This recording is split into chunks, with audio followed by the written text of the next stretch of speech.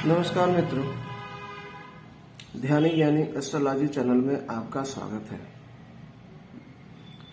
मैं आपका मित्र आदित्य दुबे।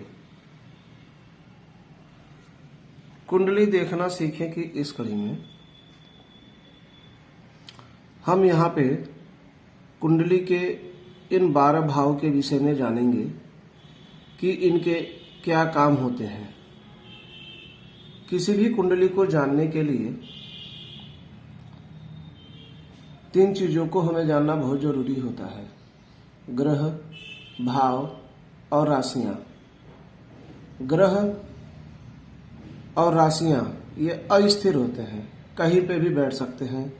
ग्रह किसी भी घर में जा सकता है, शुक्र जैसे चौथे घर में आ सकते हैं, शनि 8वें घर में आ सकते हैं। इसी तरह राशियां कभी 10वें घर में मेष राशि आ जाती है तो 5वें घर में सिंह राशि। ये बदलते रहते हैं, लेकिन ये भाव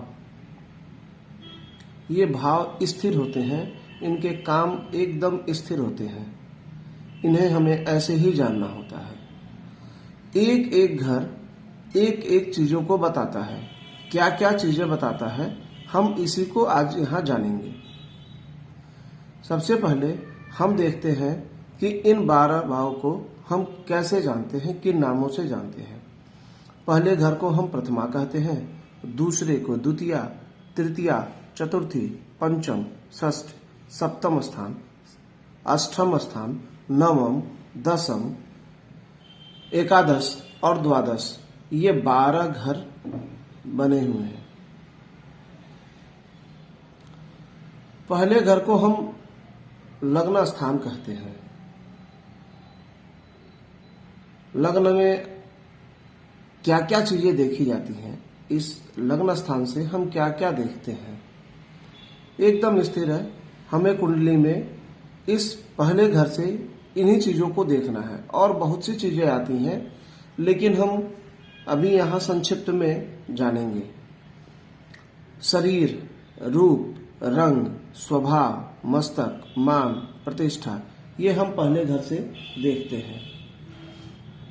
फिर दूसरा घर क्या कहता है? दूसरा घर कहता है, मैं धन हूं, मैं वाणी हूं, मैं कुटुंब हूं, मैं मुख हूं, मैं दाहिना नेत्र हूं। व्यक्ति की वाणी कैसी होगी, व्यक्ति के पास संचय धन कितना होगा, कैसा होगा, उसका कुटुंब कैसा होगा, उसका कुटुंब के साथ व्यवहार कैसा होगा, उसका दाहिना नेत्र, अगर कभी दाहिने नेत्र में विकार वगैरह आते हैं तो इसे भी हम दूसरे स्थान से ही देखते हैं। फिर हम आते हैं तीसरे स्थान को, तीसरे भाव को। इसे हम पराक्रम कहते हैं। देखिए, मैंने यहाँ लिख दिया है कि हम इन्हें एक एक नाम से भी कैसे जानते हैं। जैसे पहले घर को हम तनु भाव से जानते हैं, तो दूसरे घर को हम धन भाव या धनेश कहते हैं। तीसरे को हम पराक्रम या पराक्रमेश कहते हैं। इस पराक्रम या पराक्रमेश से हम देखते हैं भाई, छोटा भाई, छोटे बहन। पराक्रम यानी हमारा मेहनत, हमारा प्रयास। श्वास रोग भी हम इसी तीसरे स्थान से देखते हैं। छोटी यात्राएं, इसे हम तीसरे स्थान से देखेंगे। तो चतुर्थ स्थान क्या कहता है? चतुर्थ स्थान कहता है माता। मैं माता का सुख हूं, जमीन हूं, मकान, वाहन सुख, सुख का भाव, खेती बाड़ी, हृदय, ये सब हम चौथे स्थान से देखते हैं। चौथे स्थान से एजुकेशन भी देखा जाता है। दूसरे स्थान से भी हम छोटी शिक्षा देखते हैं। उससे जो थोड़ी बड़ी शिक्षा होती है इंटर तक की, वो हम चतुर्थ स्थान से देखते हैं। बच्चे का मन अगर पढ़ाई में नहीं लगता है तो हम इस चौथे स्थान से भी देख लेते हैं। उसी तरह अब हम 5वें भाव पे आते हैं, पंचम स्थान। इसे हम क्या कहते हैं? इसे हम पुत्र भाव कहते हैं। यहां से हमें क्या देखने को मिलता है? यहां से हमें देखने को मिलता है विद्या, बुद्धि, पेट, लॉटरी, प्रेम विवाह। यहां से हम प्रदर्शन भी देखते हैं। ये हमारा एजुकेशन है। यहां से भी हम शिक्षा देखते हैं। हमारी शार्प बुद्धि, ये कैसी होगी, अच्छी, खराब, सही दिशा में जाने वाली, इसे भी हम यहीं से देखते हैं। फिर हम आ जाते हैं अपने छठे घर पे। हमें छठा घर क्या कहता है? छठा घर बताता है कि मैं शत्रु हूँ, रोग हूँ, चिंता, भय, कंपटीशन, मामा, ये सब इस छठे घर से देखते हैं। छठे घर से हमारा व्यवहार भी होता है, लेन देन भी हम इससे देख लेते हैं। हमारा किसी के साथ डील कैसा होता है, हम किसी के साथ व्यवहार कैसा करते हैं, इसको भी हम यहाँ से देखते हैं। व्यक्ति कंपटीशन में कैसा परफॉर्मेंस देगा, उसे भी हम छठे घर से ही देखते हैं। अगर ये रोग, चिंता, भय इन्हें बताता है तो उसके साथ साथ ये कंपटीशन भी बताता है। नौकरी की तैयारी में हम कंपटीशन में कितना अच्छा परफॉर्मेंस कर पाएंगे, ये छठा घर बताएगा। फिर हम आते हैं सातवें घर पे। सप्तम स्थान जीवन साथी का होता है। जी हाँ, पति के लिए पत्नी का और पत्नी के लिए पति का स्थान है। इससे हम साझेदारी भी देखते हैं। डेली इनकम कुछ लोग कहते हैं, कुछ इसका मत है, किसी किसी का मत नहीं है। मूत्राशय, लिंग संबंधी बीमारियां भी हम इससे देखते हैं। रोग, जो लिंग संबंधी रोग होते हैं, किडनी, प्रमोशन, ये भी हम अपने सातवें घर से ही देखते हैं। फिर हम आते हैं आठवें स्थान, अष्टम भाव पे। आयु, जीवन मृत्यु, ससुराल, समुद्र की यात्रा, गुप्त रोग, दुर्घटना। हम कहीं अपमानित हो जाते हैं तो भी आठवां घर उसके लिए थोड़ा जिम्मेदार होता है। कभी कभी सुनते हैं कि भूत बाधा, ये भी आठवें घर से देखी जाती है। किसी के साथ सच में होती है और किसी के साथ भ्रम होता है। सम्मोहन का स्थान भी ये अष्टम भाव ही होता है। फिर हम आते हैं नवें घर पे।